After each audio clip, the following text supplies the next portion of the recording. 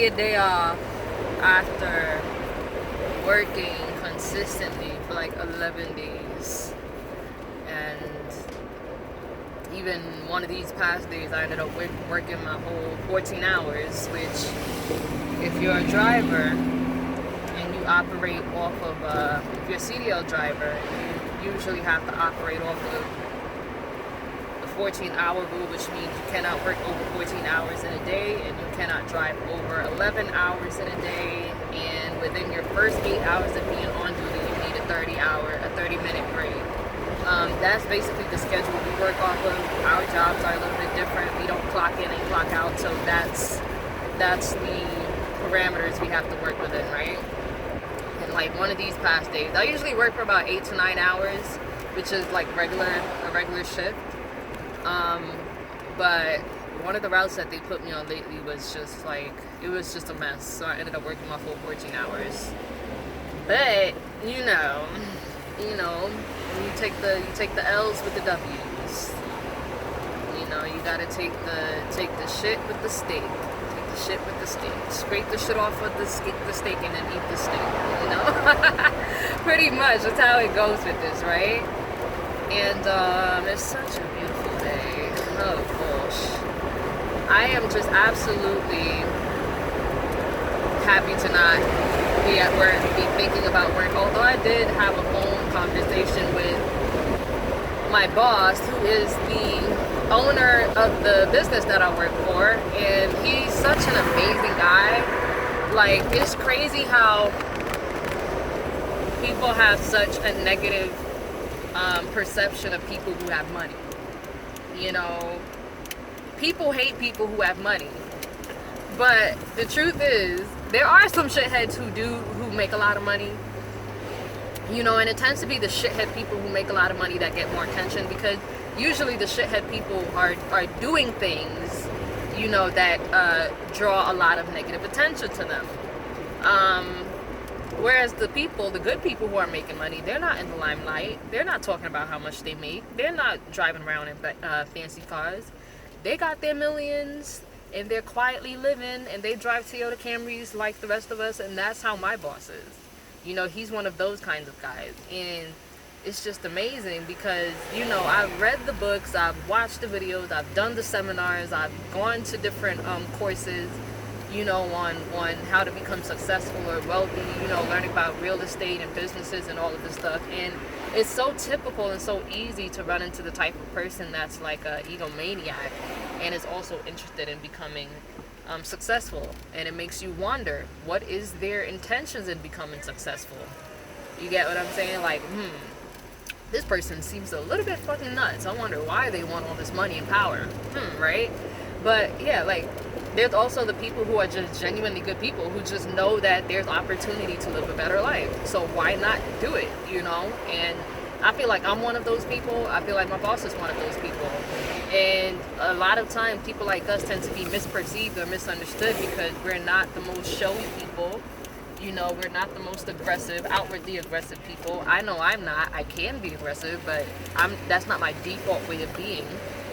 You know, I don't like messing with people and fucking around with people and just degrading people and being insulting. Like, that's not the way that I like to live. Although some people feel like that's the way to get what they want. That's the way to use their power. I completely disagree. I believe there's a lot more power in being humble, in being relatable, in being trustworthy, and inspiring and encouraging. I believe there's a lot more power in that than being an asshole who uses people, manipulates people, lies to people, deceives people. You get what I'm saying? So, do I want Starbucks? Do I want Starbucks? I don't know. I don't really need Starbucks. Well, yeah. And my boss is one of those people. Now, I'm not going to say that he's Jesus on two wheels. You know, the man's not perfect, and I'm sure he has his ways that I don't know about, and that's fine, because guess what? At the end of the day, everybody has their fucking ways. Alright? Everybody. Even the poor person on this planet has his fucked up ways, alright? We like to act like the poor is like the innocent, you know, fucking innocent, no harm can be done to them type of people. No, listen, I come from a poor family. I come from poor people. Poor people are fucked up people, just like how anybody else can be.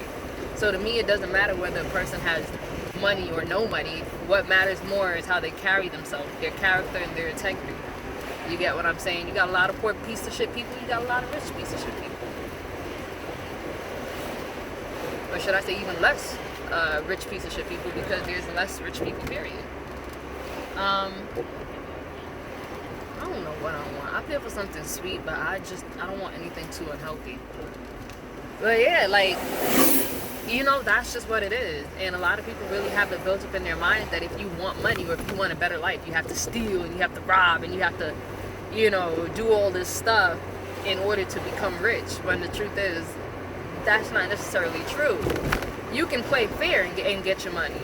You just have to have a strong mind, be very disciplined, be absolutely disciplined, be willing to work hard, be willing to make thousands and trillions of sacrifices, because literally that's the only thing that's going to let you rise higher than anybody else, is the amount of sacrifices you're willing to make.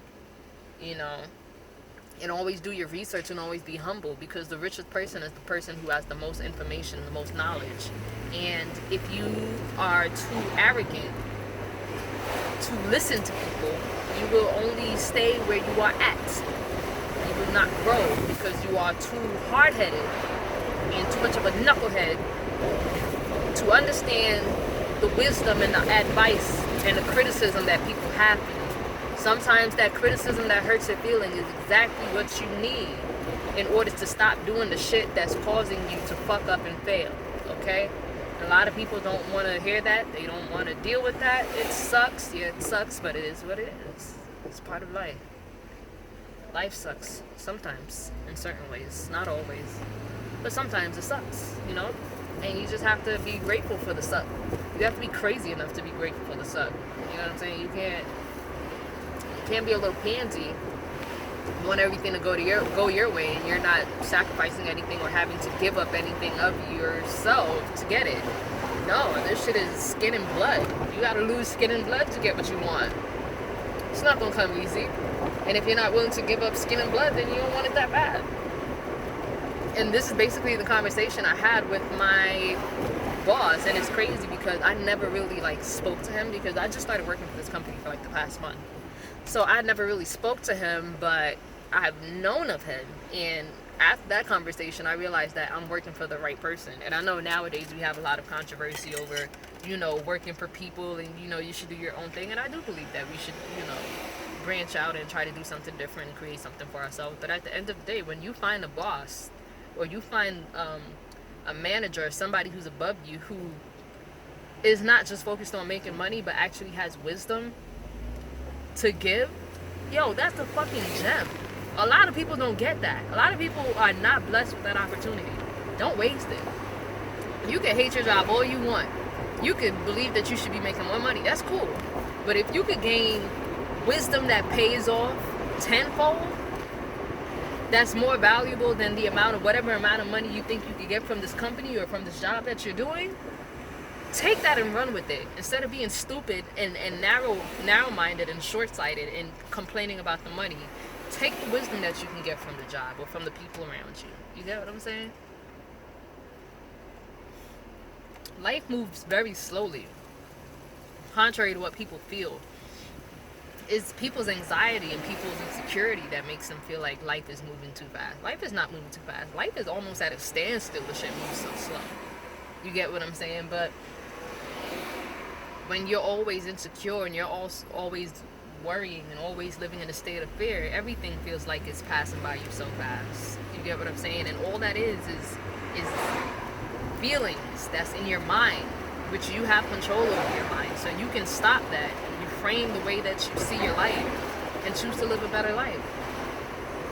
I know I'm making it sound easy, but it's not easy, but it's possible. It's doable. It's very doable, very much so. And once you start doing it and it becomes consistent to you, it's almost like you don't have to put any effort in anymore.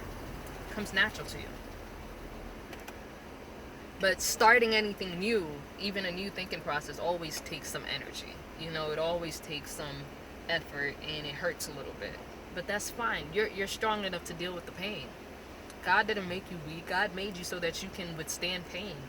Your heart is the strongest thing that you have. That shit can endure so much stress. Now, I'm not saying you want to overdo it, but your heart is built to endure stresses. You get what I'm saying? It can handle it. Don't be afraid to handle the stresses of life.